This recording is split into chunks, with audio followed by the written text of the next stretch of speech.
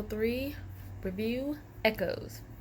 This is my favorite episode for multiple reasons. But this is a really good one. The other two were really good, but this one, I love the way it starts off. It didn't give me the chills of the first sequence in the episode 1, but it gave me emotions. Watching young Maya Lopez, Echo, who we saw briefly at the end of episode 2, her origin story, just quickly, maybe a 5-10 minute opening sequence of her origin story, her relationship with her father, her deafness, learning how to sign, and learning to be different and to stand out, and also being an amputee, and just learning how to be excellent in a different way, how to adapt, and how to still be her best self despite her deafness and her amputation. And obviously that really stood out to me with overcoming our difficulties, not allowing our limitations to decipher us how far that we can go. And I absolutely love that she understood that she was going to be different, and that the way that she processed things, the way that she learned, was going to be different from everyone else, those that didn't have those limitations. But she made those limitations assets and made them work for her, not against her. And I know that so many times I'm guilty. I'm thankful that I have my hearing and that I have all of my limbs, but I've made excuses with other limitations in my life and decided not to do certain things and go for certain things and be my best self because of whatever the limitation was, whatever I thought was an obstacle or difficulty. And it's like, how often do we do that? How often do we allow obstacles and things that most people would look at as something that would hinder us from doing other things that other people can do? And how often do we just allow that to be our reality? Other people with those disabilities, sometimes they just kind of lean into them and just allow that to be their reality, how they live their life, and sometimes want people to feel sorry for them. But she didn't. No, she went above and beyond to be her best self in spite of it. And I absolutely love that. No excuses. And so it's like, I asked the question, how do you cope with a disability? Coping with having a limitation that other people don't have. Having to adjust and adapt in a world that's not really built for you, that doesn't really cater to you. And that's another thing with Hawkeye. After we see her brief origin story, we get back to Hawkeye and Kate Bishop, who were captured, and Maya goes out and she interrogates them about the Ronin suit, and she sees that Hawkeye has a hearing aid, and she has his hands untied so that they can sign. And it's like, briefly, there's just connection between them, and she even accuses him of leaning on technology and not embracing, and then kind of in a way dismantling that disability, which proves to be correct because of her. After she crushes it, he really did become handicapped after that. But I'm getting ahead of myself. I'll get to how he copes with it a little later. But so there's there's their interrogation, and then there's the awesome fight scene. I absolutely love it. I love archery. I love the different things that you can do with the bow and arrow. And of course, Hawkeye just does it. They break free. Kate Bishop, she's kicking butt. Loved it, loved it, loved it. I love the whole entire sequence with them. And then they escape, and then it's a car chase.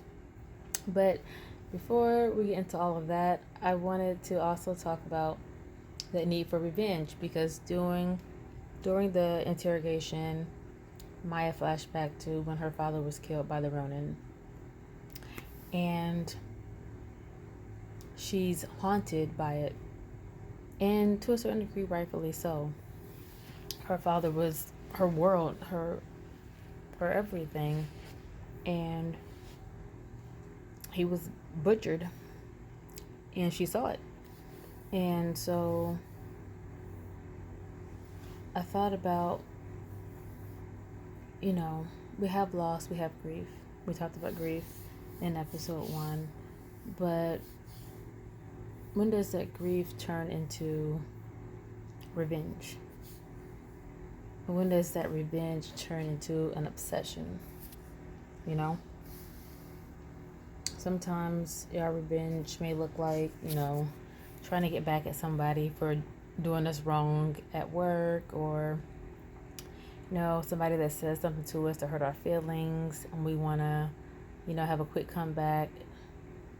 It's not always as dramatic as losing a loved one and wanting someone else to pay, which sometimes it is. When does getting revenge an obsession? And how far should you go to get it? Should you get it? Should revenge be something that we even pursue? People believe in karma. You reap what you sow. What goes around comes around. I think revenge is kind of like, I'll take it from here, universe. I'll do it myself. And it can become a sickness. And with Maya, it had been, even some of her guys that were underneath her crew were like, you're doing a bit much. You're not even doing what we're supposed to be doing, what our head boss has told us to do. You're kind of, sidetracking. And sometimes that we can be driven by that need to get even, to get revenged. And a lot of times revenge doesn't bring about peace or wholeness.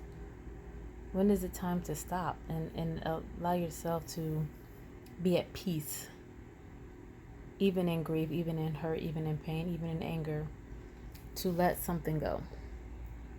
And so that was one thing I thought about. I felt bad for her because, loss is rough. And when you can put a face or a character to it, you want to make them pay. But that's not always, I don't think it's ever the right decision to make. Okay, so back to the chase scene, which was awesome. I love the different arrows that Clint Barton had. Some of them were funny, some of them were nothing, some of them were dangerous and incredible. But I want to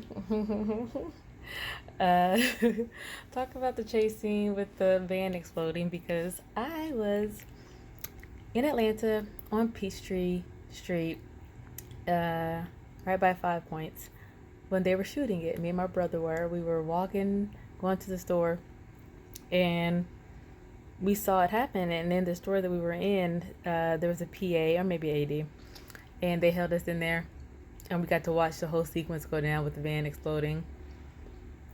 And just the stunt people, the actors Jeremy Renner and Haley Steinfeld were not on set, but yeah, we got to see the whole sequence and explode and everything. I was like, that was so cool to actually see it on the screen and versus seeing it in person. But anyways, yeah, so, and I love how they seamlessly shoot, in between Atlanta and obviously New York, and how they, and some green screen stuff, I'm sure, and it's very seamless. The edit is obviously awesome. But the biggest highlight was on the bridge with that Pimtech arrow. I was like, yes, I loved it. That was one of my favorite things. I absolutely love Hawkeye's skill set. And of course, now Kate Bishop's skill set. They are incredible. I look forward to what they're going to do. Tomorrow, the episode drops. So I'm going to be watching that. It was, yeah, this was a really, really good episode. But yeah, the one thing that I want to end with is, coping with a new disability. With Maya, from what we see, she was born with it, or at least had it since childhood. But with Hawkeye, with Clint Barton, he was now dealing with a disability that he didn't always have, having a handicap. And he, unlike Maya, chose to kind of lean into it. And that accusation that she made of, you're leaning too hard and depending on technology, when you can just sign, you can communicate naturally through, sign language. And nothing's more evident than that when she crushes it, and in between him getting it fixed and having to communicate with his son over the phone, with Kate assisting him, which I thought was so sweet, and it was very emotional. And then he and Kate talking, which they gave a little bit of humor to it, but never allow yourself to be vulnerable if you don't have to be. Make those adjustments. And, sometimes it's not good to depend on technology or, different, things that we use from day to day. Sometimes just that human connection of sign language,